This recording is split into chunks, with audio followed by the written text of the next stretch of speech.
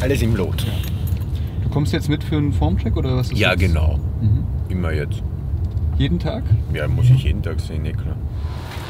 Grüezi wohl. Ein weiterer Tag. Trifft mich genau richtig zu der ersten Amtshandlung am Morgen. Ich schreibe gerade mein Tagebuch und stöck mir dabei einen rein. Und so starte ich hier um 8 Uhr in den Tag. Stefan kriegt auch noch einen Kaffee und dann schauen wir uns die Form an, besprechen den Schlachtplan und ziehen einen weiteren Tag in den Krieg. Someone's gonna do it. Ich bin überzeugt davon, dass du als erstes in der Mitte stehst. New generation, man. Go! Go, go, go. Can you take the champ out? Wenn du alles gemacht hast, liegt es nicht an dir. Wasser habe ich schon Liter getrunken direkt nach dem Aufstehen. Käffchen rechne ich jetzt nicht mit rein, waren so 300, 400 Milliliter. Supplements habe ich schon genommen, wisst ihr ja, Kurkumin habe ich schon in ein paar Full Days erklärt. Routine bleibt eigentlich gleich, die nüchternen Subs nämlich nüchtern. Wer jetzt gedacht. Was aber schön ist hier, unsere Zimmerpflanzen gehen alle nicht kaputt, denn die sind aus Plastik. Und ja, jetzt lassen wir mal das ganze Haus hier auch ein bisschen aufwachen. Weil in der Küche wird schon geflüstert. Kannst du ja mal rüberfilmen, was die da machen. Guten Morgen. Hallo, Markus. Hast du auch einen wunderbaren Stack-Kaffee? Oh nee, danke. Der ist nicht so vegan genug. Nee, deswegen. Koffein nicht so gut, wenn du den Markus kennen würdest. Und der würde jetzt eher einen Pfefferminztee bevorzugen. Der wäre gut. Du kannst die alle haben. Aber dann ist mein Plan, den wir heute für Markus vorgehabt haben, eigentlich total gut, wenn er empfindlich auf Substanzen ist. Ja. Was? Stefan, mit deinem Plan das ist nicht Kamera geeignet. So, heute zur Auswahl die Posinghosen.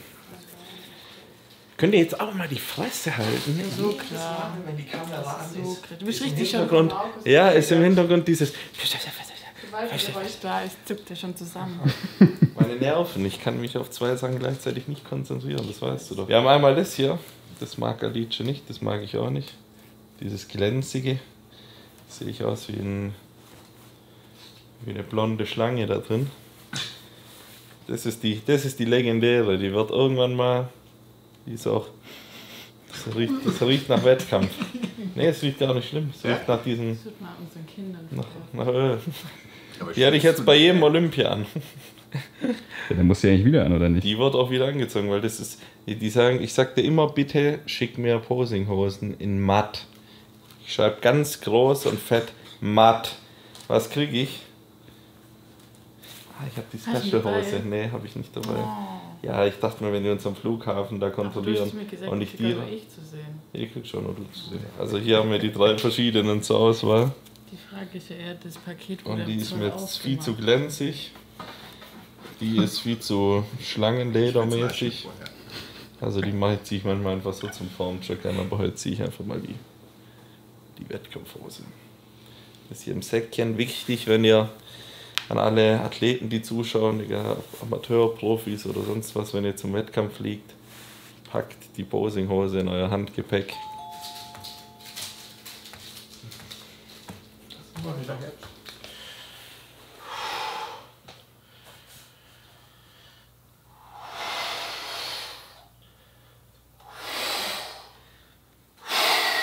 So ist auch gut, gell? Ja, super.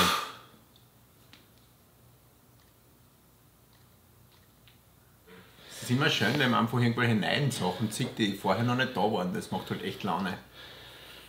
Das ist cool. Weil sein Knieloch, da kennen wir ja. Ich habe gestern ein Fotostudium betrieben und habe so andere Leute und Strukturen angeschaut. Keiner hat dieses Knieloch.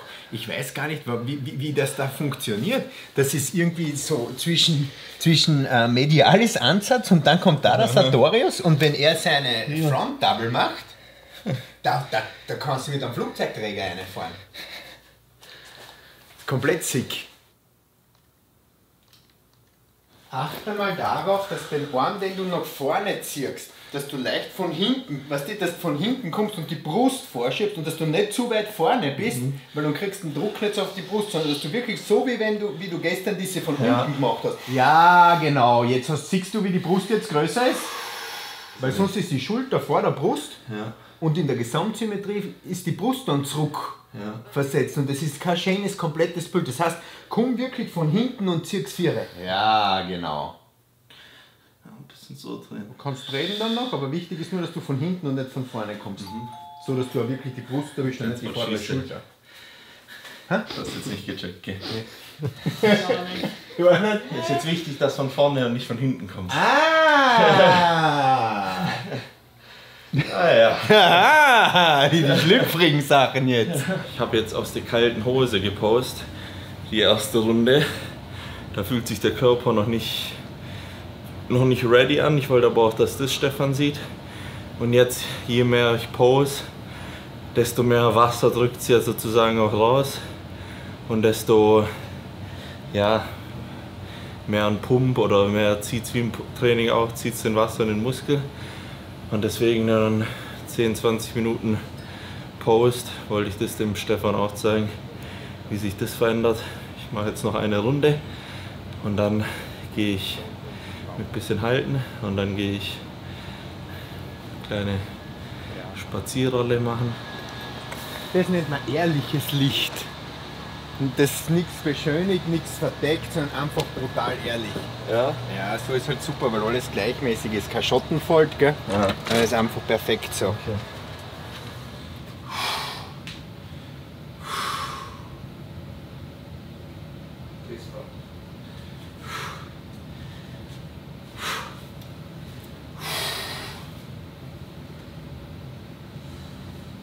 Auch was der Urs in Perfektion macht und wo man auch bei Profis, ich habe zum Beispiel einen Profi jetzt auch, der in der Klassik Physik startet, der das als größtes Defizit hat und das sind Sachen, die ihr auch üben müsst. Es geht nicht nur darum, die Pose perfekt in einer Zehntelsekunde zu stellen. Das heißt, ihr macht die Pose, seht im Spiegel beispielsweise, es passt jetzt alles sofort aus der Pose raus.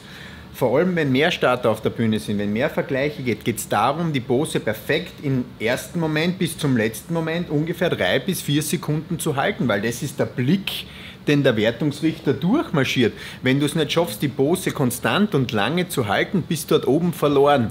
Das heißt, übt es wirklich so wie jetzt, so wie der Urs das immer macht, wie er es mit der Alicia macht, mindestens 5 Sekunden lang die Pose zählen und wenn die neue Pose angesagt wird, sofort in der Pose sein und dann wieder 5 Sekunden zählen. Nur so funktioniert es. Ganz wichtig. Das heißt, die Crew geht mit? Nee, einer bleibt hier. Einer muss Alicia beim Kochen filmen. Das wird jetzt so gesplittet währenddessen. Wir können unsere Beziehung in Frage stellen, wie bei so einem Fernsehformat. Dann wird es immer so eingespielt. Wie bei Mitten im Leben. Der eine sagt das, der andere sagt das. Stefan lenkt die Frau jetzt nicht ab. Ja, ich walk zurück. Dann Ja, okay, machen wir so. Tut dir mal gut. Ja. Aber jetzt bist du nicht mehr fest. Wir animieren den Coach.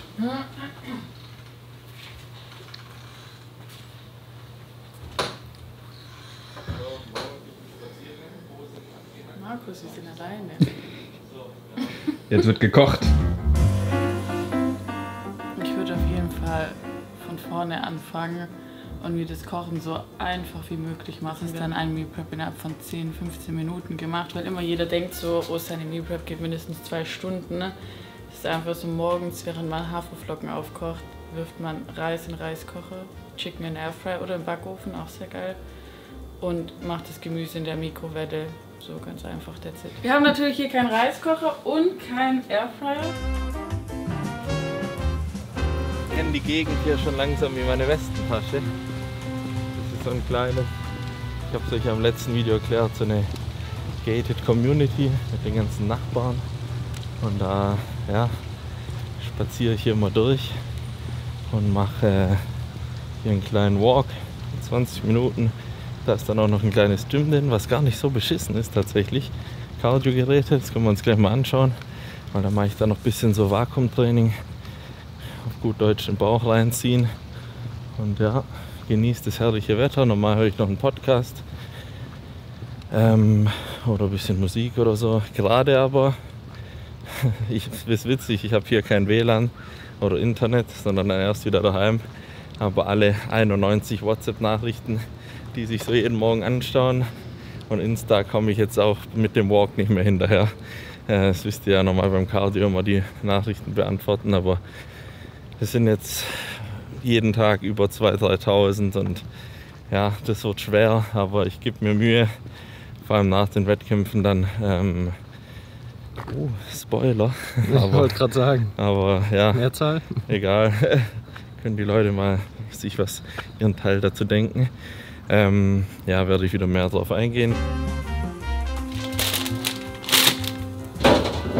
Richtig kochvoll, deswegen habe ich mir hier auch die Tricks angewendet. Punkt 1, diesen Spargel macht man einfach nur die Mikrowelle, that's it. 5 Minuten, der ist dann gekocht. Ich meine, ich muss es ja nicht selber essen. Punkt 2, dieser Reis ist einfach in 5 Minuten fertig. Einfach in die Mikrowelle 5 Minuten mit bisschen Wasser, fertig. Das Einzige, was man machen muss, ist noch dieses Chicken anzubraten. Aber ich habe natürlich schon die Schnitzel-Chicken genommen. Das heißt, ich schneide sie auch nicht mal klein hier. Ich mache das einfach so in die Pfanne, that's it. Das heißt, wir kommen wieder unter unsere 10 Minuten ohne Reiskocher und Airfryer.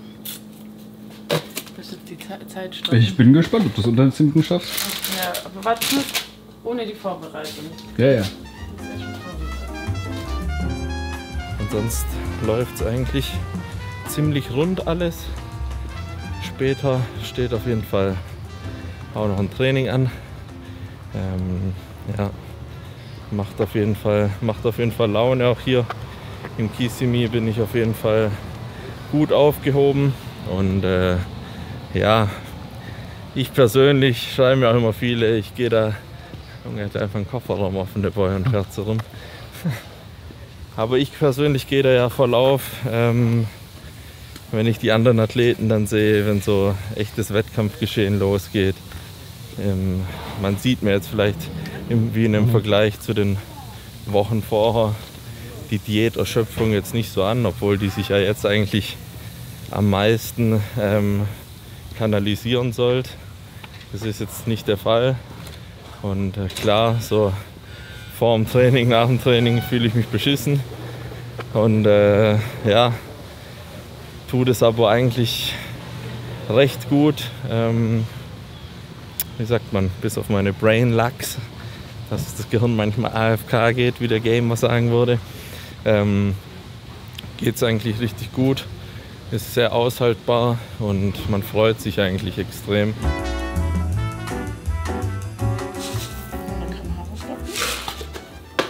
Glutenfrei, da ist der Herr sehr eitel.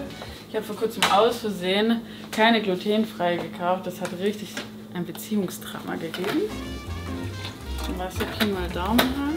Dann gibt es von Foodist, die sind by the way richtig cool, Flohsamenschalen, weil Ost darauf schwört, dass es seine Verdauung hilft. 10 Gramm.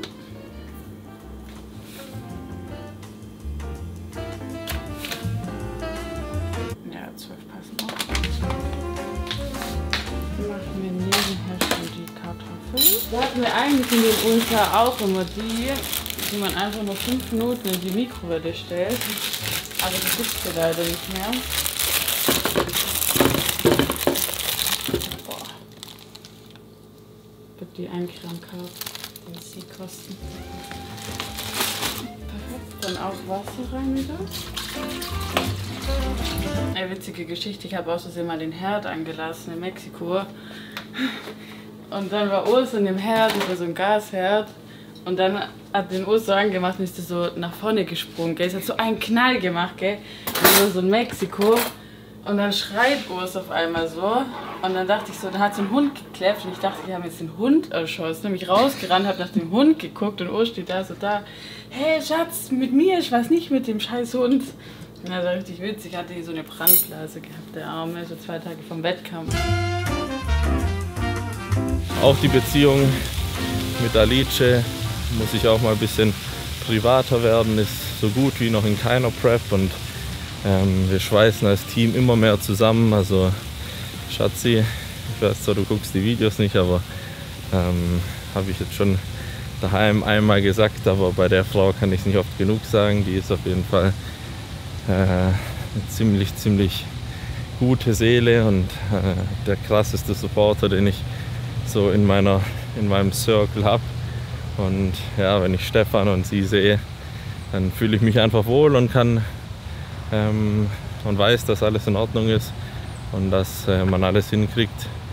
Und so mit dem Team, was man sich aufgebaut hat, funktioniert das Ganze ganz gut. Es gab schon ganz andere Jahre, aber selbst die waren auch extrem wichtig und lehrreich. Wie meine allererste Vorbereitung, wenn ich so zurückdenke, 2016 für die Deutsche Meisterschaft, da voll auf die Nase geflogen. Dann sowas wie 2018 zurückgekämpft, Deutscher Meister geworden. 2019 die Vorbereitung für meine erste Pro-Qualifier-Saison in der Schweiz, wo ich dann tatsächlich auch in dem ersten Anlaufen meiner Saison also Profi geworden bin direkt. Aber das war auch so eins der ekligsten oder die ekligste Vorbereitung ever. Unterstützung keine gehabt, Geld kaum gehabt. Also das waren alles noch andere Zeiten, dunkle Zeiten, wo mich noch nicht so viele verfolgt haben. Aber über die komme ich bestimmt auch mal zu sprechen. Da gibt es auf jeden Fall ein paar coole Stories mit ein paar coolen Orten, die man besuchen gehen könnte. Habe ich dann in der Off-Season mehr geplant, so ein paar Roadtrips zu machen, euch da mitzunehmen. Und genau, jetzt labere ich aber schon wieder so viel, dass der Schulterpump beim Yannick, Alter, auf einem anderen Level ist. Okay, dann den Spargel. Man muss den einfach nur so reinstechen.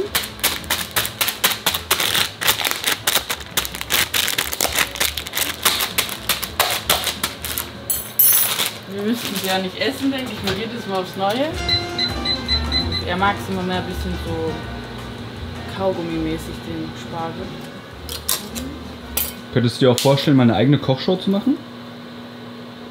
Nennst du das Kochen, was ich hier mache? Aber ich habe tatsächlich, so Urs hat immer gesagt, hey, mach ein Kochbuch. Und es wird kommen nächstes Jahr im März. Ich habe schon fertig geschrieben, jetzt werden gerade die Pics dafür gemacht. Das wird richtig nice. Ich bin eigentlich selber davon überzeugt, dass es geil wird. Ich kann sogar mal ein Bild leaken, ehrlich gesagt. Das sind meine Thunfisch-Frikadellen. Sieht schon geil aus, gell? Ja. Richtig schön, gell?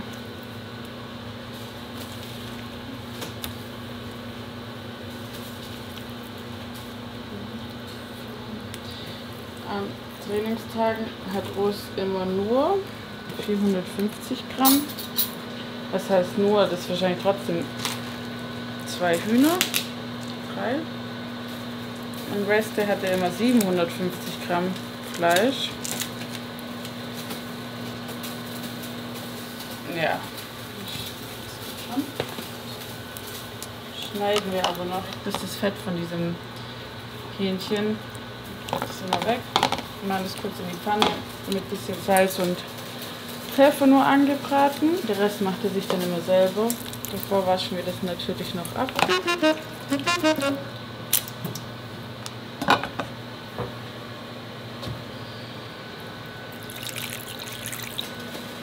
Was ich auch nie verstehen werde, diese Amis, die haben immer so einlagig, alles gell, einlagig.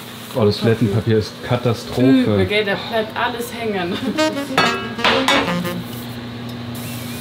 Eigentlich braucht man auch gar kein Ölspray, man könnte jetzt einfach nur Sprudelwasser nehmen. Haben wir aber nicht hier. Urs hasst Sprudelwasser, ich liebe Sprudelwasser. Er kauft es aber deswegen nicht.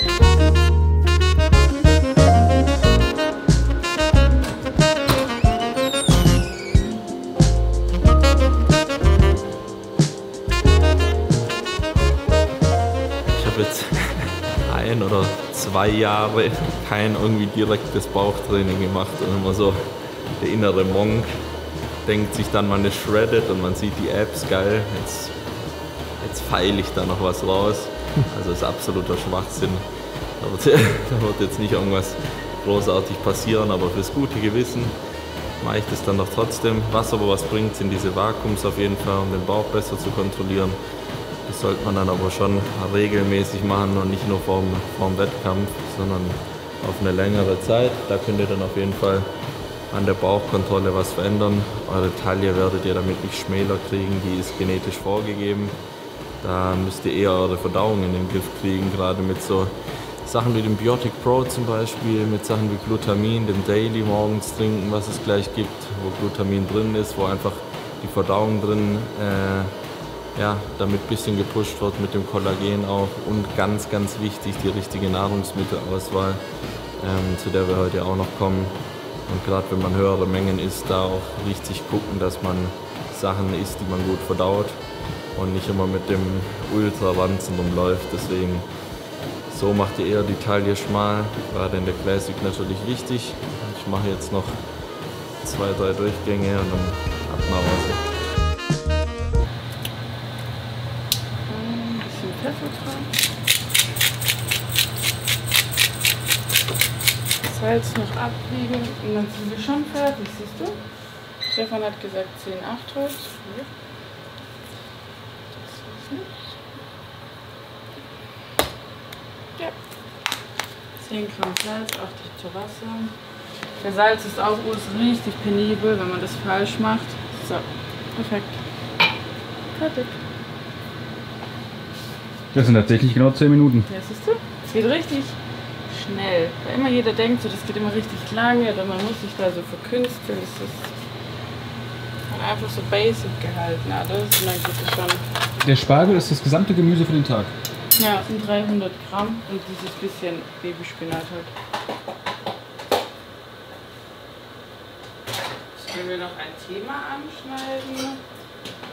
By the way, habe ich vor kurzem eine DM bekommen, wo eine Freundin, also weil es gibt immer viele Freundinnen von angehenden Bodybuildern oder Leuten, die halt zum ersten Mal auf die Bühne gehen, die mir halt so schreiben und sagen, hey Jalisha, mein Freund, das ist normal, der beachtet mich nicht mehr, er stresst mich immer an und da denke ich mir so, ja, ich fühle euch richtig, also meine Prep war genauso die erste. Und dann hat mir vor kurzem eine so geschrieben, dass ihr Freund, der kann das gar nicht abhaben, wenn sie normale Sachen neben ihm isst, so Pizza oder Brot oder so, weil er kann das ja nicht essen. Und dass sie sich jetzt schon sogar überlegt, einen zweiten Kühlschrank zu kaufen, weil der kann es gar nicht abhaben, wenn das Essen von ihr neben seinen Tupperdosen steht, gell?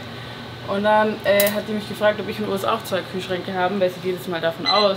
Dann habe ich ihr so ein Bild geschickt, dass wir genau einen Kühlschrank haben und dass wenn Urs mit sowas anfangen würde, ich den in den Wind schießen würde, weil man vergisst immer so dabei, dass die Boys das alles freiwillig machen. So. Und ich habe viel Verständnis für Urs, ich unterstütze ihn auch viel. Aber wenn er mir damit kommen würde, dass ich mein Essen bitte woanders lagern soll oder am besten noch rausgehe vor die Tür, wenn ich esse, nur weil ich ein Brot esse oder so, dann würde ich sagen, du kannst gehen, du kannst die Tasche packen, du kannst deine Prep alleine machen. Und es sind halt jetzt auch so Phasen wie jetzt gerade auch in der Prep und so, das bedarf halt viel Vertrauen auch. Man lernt das Vertrauen des Partners auch wieder neu kennen, neu schätzen. Ich meine, Urs muss mir auch in dem Sinn vertrauen, dass es die Phase okay ist für mich gerade und ist ja auch vollkommen. Und das war so witzig, so die erste Prep habe ich immer so gesagt, liebst du mich noch, findest du mich noch schön jeden Tag? Und der Typ dachte sich nur so, ey, ich will nicht sterben gerade. Dann kommt immer die Freundin, findest du mich noch schön? Aber ja, das war ganz witzig, deswegen, ich kann immer die Frauen verstehen, die mir schreiben. Und ich denke mir dann auch immer, ich habe nicht wirklich einen Tipp, außer halt das Ganze aussitzen und sich halt viel mit sich selber zu beschäftigen und halt das Leben so auf jeden Fall genießen und so. Ich meine, mein Leben geht auch weiter, egal ob Urs Prep macht oder nicht. Und ich nehme viel Rücksicht auf ihn, aber ich lasse jetzt nicht meinen Tag oder mein Leben deswegen vermiesen, nur weil Urs auf Prep ist und so ein halbes Jahr lang in seinem Film ist und so. Ich meine, ich lebe mein Leben trotzdem, ich gehe weg, mache was mit meinen Freunden und das mit Urs, der muss es auch ein Stück weit selber mit sich ausmachen und das ist halt auch immer wichtig, dass man sich nicht selber in so einer Prep verliert als Freundin. Ja, und während Urs jetzt noch draußen spaziert und wahrscheinlich ganz andere Dinge über unsere Beziehung sagt, wie scheiße es mit mir ist und wie nicht mal mit Oha. Deswegen mache ich keine Kochshow, Markus. Scheiße, also richtig Vorführeffekt, das ist mir noch nie passiert. Witzig. Oh, scheiße. Es liegt an den Flohsamenschalen tatsächlich. Diese Fäden, die sind aber völlig normal, die machen das Volumen. Richtig witzig, ich wollte gerade eine Moor-Werbung machen und dann passiert das. So. Kann passieren. So, das passiert jedem Profi, wenn man abgelenkt ist. Und zwar diese wunderschönen Kapseln. Ich verarsche ihn immer abends, wenn er so auf dem Sofa sitzt, dann sage ich immer so in die Küche und sage, ich muss jetzt meine Kapselroutine machen, bitte stör mich dabei nicht. Und zwar 5-mal Kokomor, 5-mal Essentials und 5-mal Mineral Complete. Plus der Game Changer, da ist mittlerweile auch Ost drauf gekommen, das Sleep Spray. Gibt's alles zu erwerben bei More. Mit Code Alice, gerade läuft auch noch die Black Week. Ich habe am Sonntag hat die Black Week gestartet. Ich bin aufgewacht, habe unfassbar viele DMs bekommen mit Bestellbestätigungen. Ich war so, oh mein Gott, krass. Ich freue mich jedes Mal, wenn jemand mit meinem Code bestellt, weil ich mir immer denke so, ich bin kein Influencer, ich mache nicht wirklich viel, aber die Leute supporten trotzdem, was ich immer richtig nice finde. Ich sehe immer jede DM, ich schreibe immer auch immer jedem. Deswegen freue ich mich sehr. Können wir die Starbucks hier selber finanzieren. Bei Urs lässt sich immer nur bei Starbucks einladen und finanziert die nicht selber. Alles gut? Mhm. So habe ich es gern. Routinen sind sehr, sehr wichtig. Generell im Leben habe ich leider so ein bisschen zu spät gemerkt. Packt es ein bisschen so an, habt Spaß mit dem Lifestyle.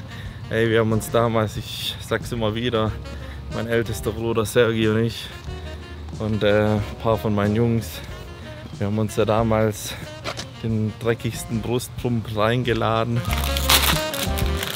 Spargel. Wir müssen by the way noch das Ei machen. Wir haben hier aber eine Pfannenknappheit, weil wir nur eine Pfanne haben. Ich weiß jetzt schon, dass von Urs ein richtig dummes Kommentar kommen wird, weil wenn der Topf übergelaufen ist. Markus, ich werde es mit dir. Du kannst ihn dann direkt einblenden. Der wird irgendwie sowas sagen wie so, ha, das ist abgelenkt. Irgendwie sowas wird er sagen. Ich werde es mit dir. Und jetzt gucken wir mal, ob die Madame schon Essen gemacht hat. Grüß Gott. Oh, hier riecht schon gut. Mein Schatz hat Essen gemacht. Hallo, hallo, was ist denn da? Markus, lass mich raten. Du hast Alice die ganze Zeit voll gemacht, voll gelabert. Was sind wir hier? Was machen wir gerade? Und was machst du jetzt? Und wie ist so die Beziehung? Oh mein Gott, weißt du was, Schatz? Und dann ist alles Ich übergelaufen. habe genau das zu Markus gesagt. Wir blenden gleich deine Reaktion an. Ich werde sagen, er wird das sagen. Und du hast genau 1:1 gesagt, weil du einfach so bist, wie du bist. Ja. So doppelte Portion, denn richtige Männer trinken 58 Gramm Daily. Das sind jetzt 1,5 Liter. Da trinke ich jetzt ein bisschen was raus und mache da noch einen halben Liter rein. Und dann habe ich heute am frühen Morgen schon 3 Liter gesoffen. 3 von 8. Wie war es in der Spüle? Aber der ist noch nicht sauber. Ah.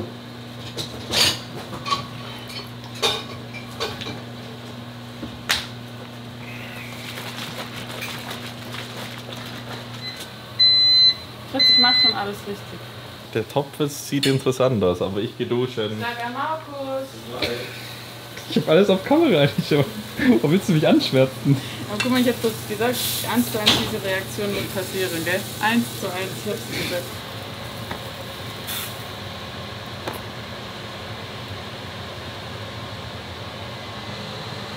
Ja, das ist einfach so. Das wird schon passen. Den Reis lasse ich extra, damit das Chicken nicht schlecht wird. That's it. Das war schon die Meal Prep.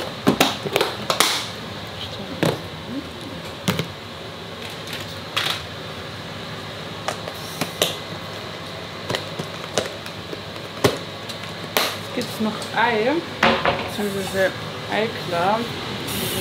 Eiklar, ein Ei. Wir machen das alles in ein Glas rein. 300 Milliliter Eiklar.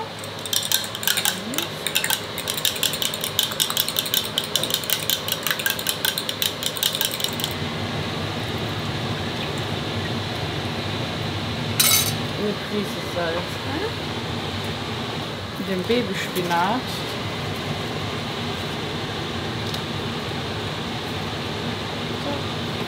Lassen das anköcheln. Jetzt wird es so fest, weißt du, so eine Art Pfannkuchen. That's it.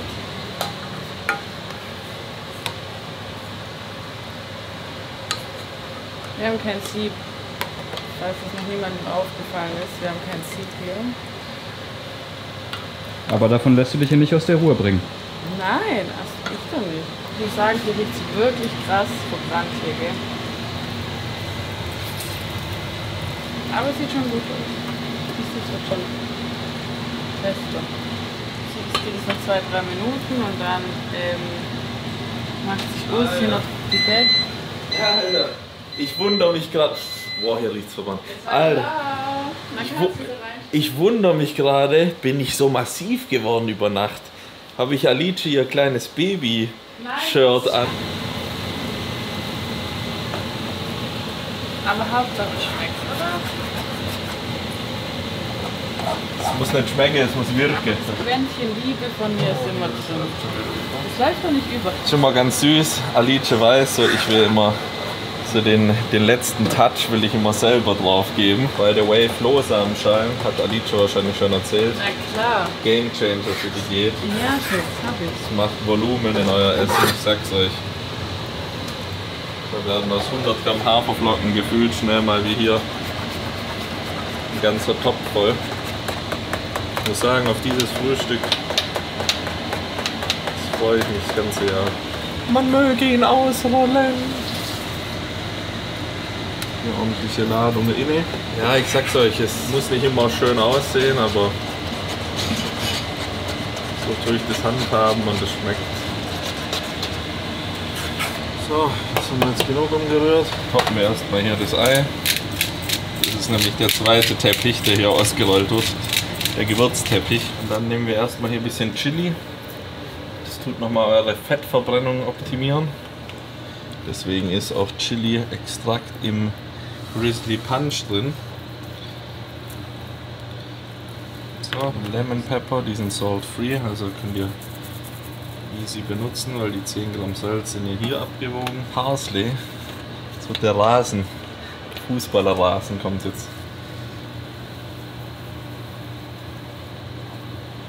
Da sparst du aber auch nicht. Ne, da darf schon ruhig was dran. Genauso wie von den Chiefs. Also Geheimtipp daheim, holt euch bei Lidl den Salatkräutermix. Da ist die optimale Mischung aus den Sachen, die ich hier zeige, schon drin. Und dann müsst ihr hier nicht irgendwie so selber den Shit zusammenmischen. Eine Packung reicht genau 2 Morgende.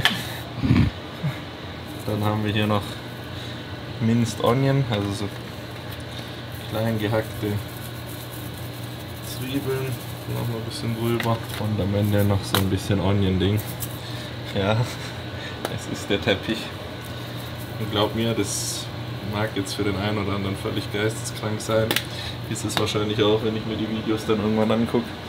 Aber es schmeckt und das ist das Wichtige. Dann haben wir noch die guten Blaubeeren und die Raspberries. Dann haben wir 150 Gramm. So, die Blueberries sind echt geil hier.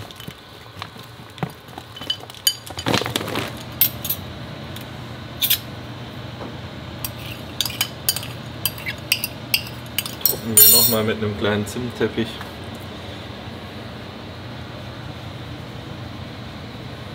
Wir haben, ich weiß es gar nicht mehr, Alice tut es mal vorbereiten, aber wir haben die UC2, ja, schaut einfach die Vitalstoffe an und ich benutze ja alles davon, deswegen gar nicht lang rumschnacken. Athlet-Stack ganz wichtig für jeden, 5 Stück morgens und 5 Stück abends. Dann hier habe ich noch so aus dem Supermarkt klassische Vitamin C, um den Körper jetzt wirklich alles zu geben, was er braucht. Vitamin C kann der nichts falsch machen. Wenn ihr zu viel davon supplementiert, pisst ihr den Rest raus und das war's.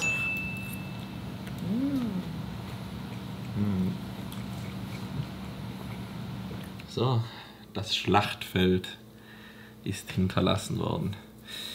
Ja, es ist jetzt zeittechnisch 10:30. Wir haben ein schönes Frühstück gehabt.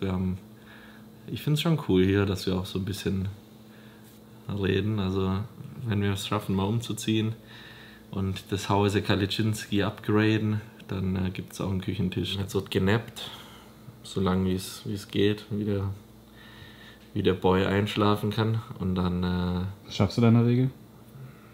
Eine halbe Stunde, so ist dann eher auch so ein, wie wir im Chris im Video gesagt hat, so ein Meditationsstate, wo man eigentlich sich eher ausruht. Vielleicht nickt man mal ein, vielleicht aber auch nicht. Und ja, aber das ist ganz wichtig, jetzt dem Körper auf jeden Fall so viel Ruhe zu geben wie möglich. Man hat jetzt auch alles reduziert. Gestern haben wir noch ordentlich geballert im Training. Heute wird schon ein bisschen mehr runtergeschraubt. Ich werde noch nicht zu viel versprechen, aber ja, ich gehe nach dem Gefühl, aber wird jetzt nicht mehr irgendwie all out gegangen, sondern schon eher durchgepumpt mit moderatem, schwerem Gewicht halt. Deswegen, ich ruhe mich aus, mache mich mental dann bereit fürs Training und dann sehen wir uns zum Pre-Workout mal hier. Pre-Workout-Time, wichtigsten Sachen schon in der Hand. Zimtteppich natürlich, wie darf es anders sein. Das ist das Salz für heute, 10 Gramm, das ist noch übrig, also ein Großteil, seht ihr, ist schon weg. Der ist hier auch reingeflossen mit 2 Gramm Salz, gibt einen guten Pump im Training oder ja, das was noch davon übrig ist. Der altbewährte Zuschauer kennt den Reispuddingkuchen aus den Preps mit dem inneren fatschigen und außen dem etwas härteren Rand. Ja, der Gourmet ist wieder verrückt. Kommt jetzt noch ein bisschen Zimt drüber. Ist schon Zimt mit drin, eingebacken. Deswegen übertreibt man es da jetzt nicht komplett. Dazu 50 Gramm Isoway. Ich werde bis zum Wettkampftag, am Wettkampftag unser Isolat nutzen. Ich verdaue das so gut wie keine Proteinquelle. Ich habe es in der Diät, in der Off-Season mit 150 Gramm am Tag immer drin. Manchmal in der Off-Season sogar 200. Wenn ich morgens keinen Bock habe, irgendwie Eier zu fressen. So sieht die Pre-Workout-Montur hier aus, was wir hier haben. Und zwar habe ich noch 50 Gramm Designer-Whey, 50 Gramm Wasser oder Milliliter Wasser. Das Ganze ist jetzt eisig gemacht. Guckt euch das mal an, das wurde jetzt hier in die Gefriere gestellt. Und ist jetzt hier wie so ein, wie nennt man sowas, keine Ahnung. Eiskuchen. Das ist ultra geil mit dem Cinnamon Cereal. Es zergeht hier, also ihr habt so eine kalte Masse und absolut geil. Gibt es jetzt hier vor dem Training und in so einer Stunde fetzen wir darüber. Ja. Ich würde sagen, Schultertraining ist aber das Einzige, wo ich schon gut mithalten kann. Mhm. Das kann ich sagen. Echt, ja? Was drückst du so über Kopf, Kurzhantel? Ja. Ich kann auch meine Schulter mal anfassen. Die schaut echt Schon brutalste bei der sind nach dem Gluteus. Nee, nicht für dich bestimmt, Junge. Die Schultern ballerst aber auch immer gut weg beim Schultertraining. Ja. Frage kommt ja auch immer wieder, wollt ihr Kinder haben? Bei der Genetik, bei dem Genetikpool, da kommt Mr. Olympia raus. Wäre eigentlich eine Schande, wenn nicht geht.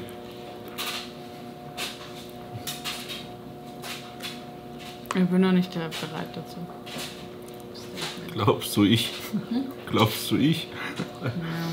Ich finde, es bedarf nicht mal ein Statement, Alter, dass wir beide dafür noch nicht bereit sind. Aber ich muss doch ehrlich sagen, also ich kriege ja schon täglich immer so, wann ich endlich auf die Bühne gehe, ist das. Stell dir mal vor, wir haben ein Kind, die würden ja schon fragen, sobald das Kind draußen ist. Und wann gehst du auf die Bühne? Okay. Also Meal Prep ist schnell gemacht, das vergessen die Leute immer. Ich heute Morgen schon ausführlich im Video. Ja. 10 Minuten. Habt ihr es gehört? 10 Minuten. Also stellt euch nicht so an. Genau, eine Packung Reiswaffeln und Huhn holen und euch das reinzimmern. Ein weiterer Müllsack hier wird voll gemacht. Absolut. Mein weinendes Auge dabei. Abartig. Ich werde diesbezüglich die USA auf jeden Fall nicht vermissen. Erstmal ein bisschen Platz schaffen für den Inhalt und wichtig aufschreiben. 5 Liter. Perfekt. Roll Trichter. Nehmen wir da noch mit. Crank Pump Pro. Die guten 2 Scoops. Das EAA-Pack ist auch schon im Rucksack. Das heißt, wir sind optimal vorbereitet fürs Training. So, nochmal zweimal geschüttelt, perfekt aufgelöst. Gut, wir haben es jetzt kurz vor 2. Jetzt geht's ab, rüber, Schulter, Trizep.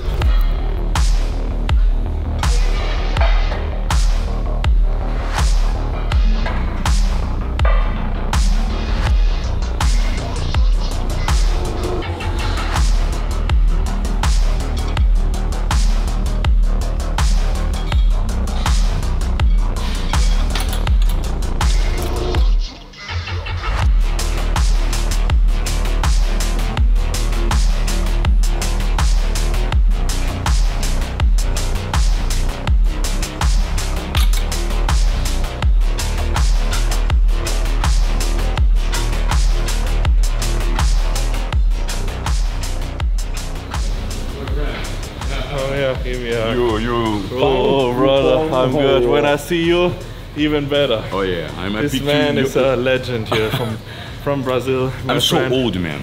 He's so old and looks like 20 years old. Yeah. What the funny thing is, I judged Fernando as a judge in ABBA for sure 10 times. Oh yeah. I did. And I The think old, it was in the much. old universe times, And when I think still it were was- dancing on the stage. It was around this time when I wasn't even I remember born. it's old again. Old man.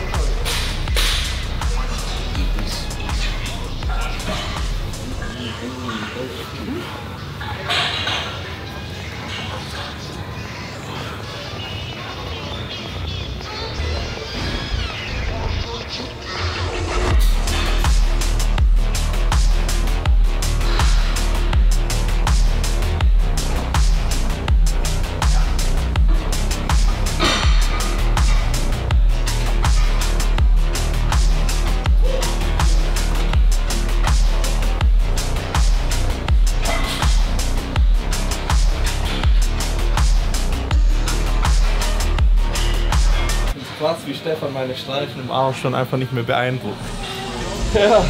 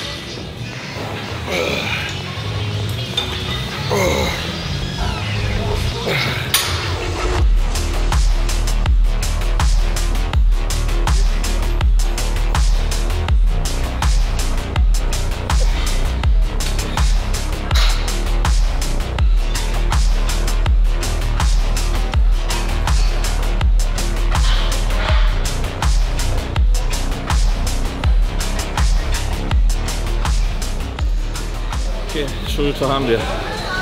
Trizep.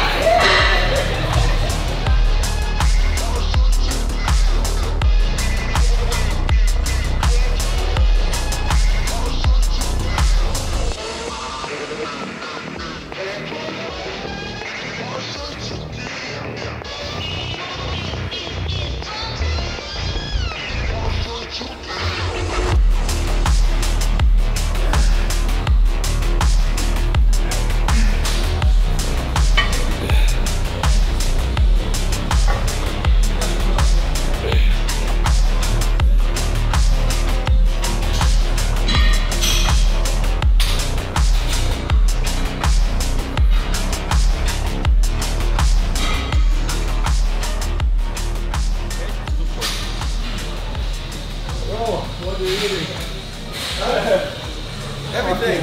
Oh, what's up, man? You want them? You can borrow them for this weekend. Yeah, bro. Are you good though, bro? Where's your dad? He's coming Wednesday. I always ask him. He's coming can't Wednesday. wait, brother. I can't wait. Yeah, he's coming Wednesday, man. It's gonna be good. This guy is dangerous. You know? You don't A know. little bit. Hell yeah. We'll see. It's gonna be fun, man. He's the future, definitely. Thank you, bro. I'm excited for you, bro. We get in there, we get in Yeah, there. bro. You got it, brother. I'll see you on the stage, man. Yes, sir. I want that, I need you to drop some content for me to watch. Come on, I need cardio content.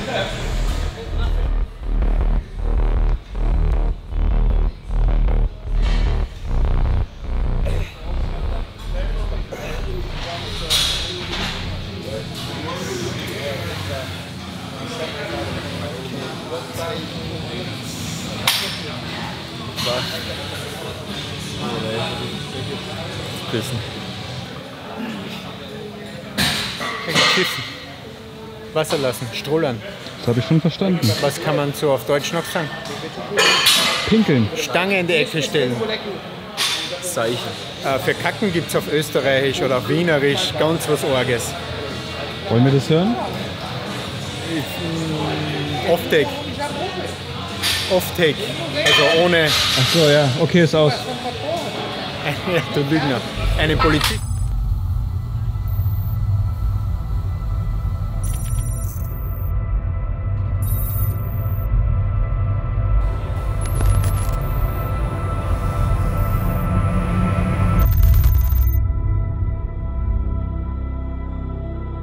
I think you can be the most popular bodybuilding athlete in the world in 3 to 4 years.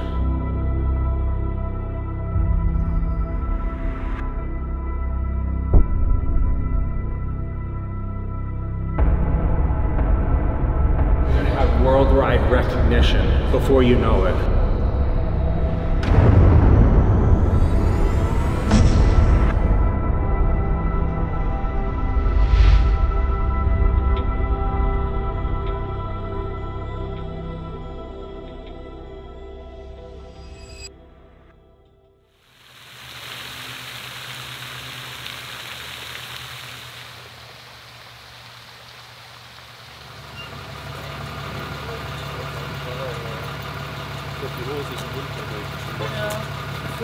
Hallo. Also immer, jetzt trifft so langsam die Post-Workout.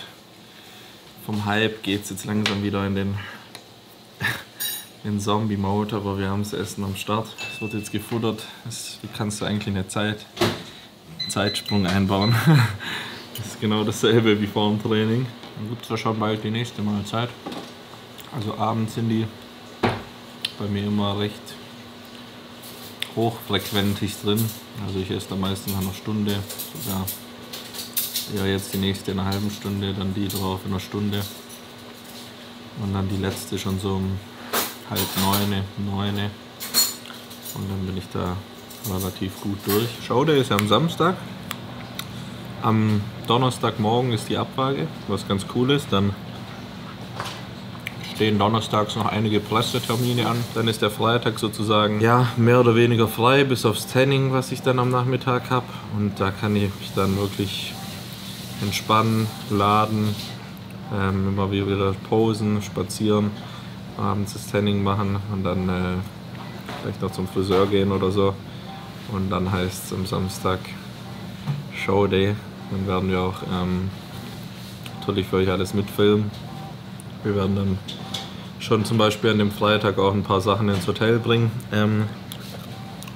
Oder am Donnerstag schon, weil nach der Vorwahl hat jeder Athlet sein Hotelzimmer, wo er sich dann zurückziehen kann, wieder ein bisschen was essen kann. Also ihr kennt es ja, Beine hochlegen dann und für die Abendshow ready machen und einfach chillen. Und genau, wenn ich jetzt schon so berät, kriege ich ultra Bock. Ich kann es echt nicht erwarten. Jetzt kommt alles zusammen. In diesem Sinne bleibt ihr hoffentlich dran bei den Episoden. Ich verhafte jetzt das Mehl, gehe duschen. Dann sehen wir uns bei der nächsten Mahlzeit wieder. So, warte mal, wer es noch nicht unter die Dusche geschafft hat.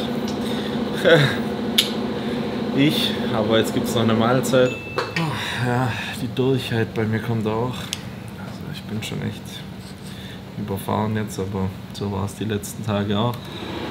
Finally, ich habe es unter die Dusche geschafft und es ist schon nach 18 Uhr und es gibt Kohlenhydrate. Scheiße, jetzt werde ich fett. Nee, jetzt gibt es 500 Gramm Kartoffeln, 150 Gramm Huhn, 100 Gramm Spargel und danach ein bisschen schick gemacht. Dann gehen wir feiern. Ne, Spaß. Wir fahren rüber zum Matze, zur anderen WG sozusagen. Da gibt es ein geiles Interview. Das seht ihr auf dem Rap One Kanal. Könnt ihr die Videos auch mal abchecken. Alles rund um den Olympia, die anderen ESN und die anderen Athleten im Generellen. Die Einschätzung von David und Stefan und vieles mehr. Also schaut da vorbei. Ich lasse mir das Ganze schmecken. Und dann, wenn wir zurück sind, gibt's ein weiteres Meal. Männer, die Frau sind wir los. Ab ins Stripclub. Nicht Spaß. Oh, herrlich. Ja, so abends hier. Warte mal. Heute ist ja Full Day of Eating, da gehört einiges auch anderes dazu. Natürlich Wasser immer mit dabei. Jetzt fahren wir rüber.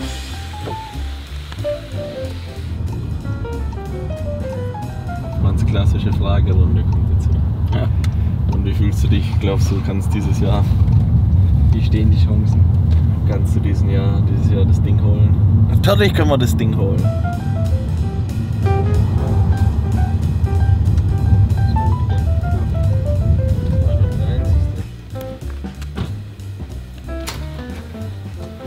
Drücken. Süßes oder Saures. Halloween steht vor der Tür. Und ESN hat hier für die Kinder die Proteine vorbereitet. David, du musst ja dann erschrecken, wenn das geht. Ich soll dir erschrecken? Ja. Der Kleine daheim feiert ihr sowas? Zieht die um die Häuser? Ne. Quatsch, gell? Halloween ist nicht mein Ding. Echt? Hast du keine Halloween-Aktion im Studio? Ein unchristliches Fest. Grüß Gott. Grüß Gott. Bist du der Interviewer? Nein, als ob ich sowas könnte. Du machst schön mit. Ja. Hört man das jetzt? Sehr laut. Wirklich? Ja. So, wie war's denn? Ich habe es gerade jetzt ohne Kamera gesagt. Ich bin auch schon relativ lang dabei. Und was jetzt hier heute passiert ist, wenn man, glaube ich, in 10 Jahren nochmal guckt, das ist wirklich ein Stück Bodybuilding-Zeitgeschichte, was gerade so passiert. Und wenn man diese beiden Figuren, David, den alten Mann oder den alten Hasen und Urs und was da so zusammenkommt, von allem, was Urs macht, ist meiner Meinung nach der Titel nur eine logische Konsequenz, ob jetzt in diesem Jahr oder im nächsten. Aber das, was sie halt machen, das ist für Bodybuilding, für Deutschland, für junge Athleten, für jemand, der seinen Weg sucht, wirklich ein Stück Zeitgeschichte und ganz, ganz großes Kino und neben dem beruflichen Aspekt auch persönlich eine große Freude, das erleben zu können und dabei zu sein. Also an beide Hut ab. So sieht's aus hier. Teamchemie, Junge. Da drüben sind, by the way, schon mal fürs Carb-Up die Säcke Reispudding, die angekommen sind. Kann ich noch einmal den Mikro crunchen? Wunderschön zu hören. Es ist offiziell. David Hoffmann macht den Upper Lower Split. Oberkörper, Unterkörper und If It Fits Your Macros, weil hier gibt's nicht Reis ohne Milch. Nie erlebt wie dieses Mal. Was ich? Ja. Also du hast jetzt noch ein paar Makros offen, deswegen kannst du jetzt zu Shake Shack gehen und danach... Früher hätte man mit ihm 3 Stunden diskutieren müssen, dass wir jetzt Burger essen gehen. Gestern hat er unser Menü 2 Burger in die Bimsen, aber ohne Pommes. Ja, weißt du, ich würde mir ja gerne die Fusion der beiden vorstellen. Dass David sich so manchmal abends den Burger reinhaut und er aber auch mal ein cleanes Meal. Ein cleanes Meal. Erster Tag, ich komme an, schreib morgen, schick's Gewicht durch, wie immer. Was kriege ich ein Bild zurück? Die Packung Oreos auf dem Gänsehaut schon. Ich schicke dir ein Bild noch von. Die Packung Oreos und die Prime-Dose. Aber wir haben eben im Auto darüber geredet, Stefan hat noch nie so lange ohne Medikamente Alkohol. Ja, du hast überhaupt noch keinen Alkohol zu dir genommen. Ja, Alkohol musst du... Kaum Medikamente. Der Alkohol wird Samstag, Sonntag dann wahrscheinlich nachgeholt.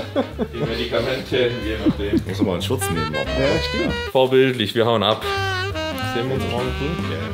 Alicia hat ihre Kapselroutine beendet. Ich gehe jetzt gleich pennen, ich bin echt durch. Ist jetzt eigentlich schon Schlafenszeit, deswegen.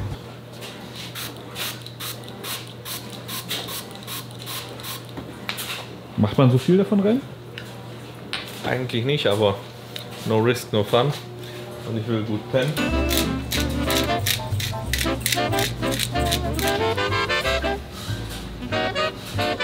Und das, was ich heute Mittag kalt genossen habe, dürft ihr euch denken, abends einen warmen Kuchen ist eigentlich ganz nice. Das ist wie immer. Dann kommen da noch ein paar Mandeln dazu. Kleinen Kuchen. Ja, Leute. Wie kommt ihr eigentlich damit zurecht, dass gefühlt Tag und Nacht entweder Waschmaschine oder Trockner läuft bei euch? Ach, stört dich das? Schlafen ist das eigentlich ein geiler Vibe. Ja? So ein angenehmes Geräusch, oder Schatz? Ich höre es nicht, ich höre nur dein Schlafen tatsächlich. Und mit Protein versorgt. bis wir morgen dann wieder nachfüllen.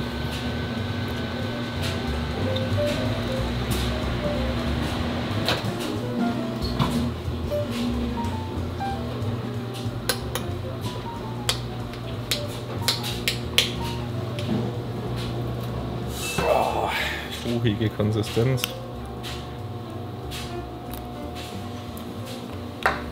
Schmeckt für mich nicht wie ein Nachtisch. Aber ich würde sagen, am heutigen Tag ist nichts mehr hinzuzufügen. Wir haben alle Punkte von der Checkliste abgehakt. Jetzt noch meine Zähne putzen. Dann falle ich todmüde ins Bett. Bis dahin macht das Liebsbär auch Druck und dann schlafe ich erstmal bis morgen. Nicht durch, aber ich schlafe auf jeden Fall. Und dann heißt es morgen 4 days out, baby. In diesem Sinne.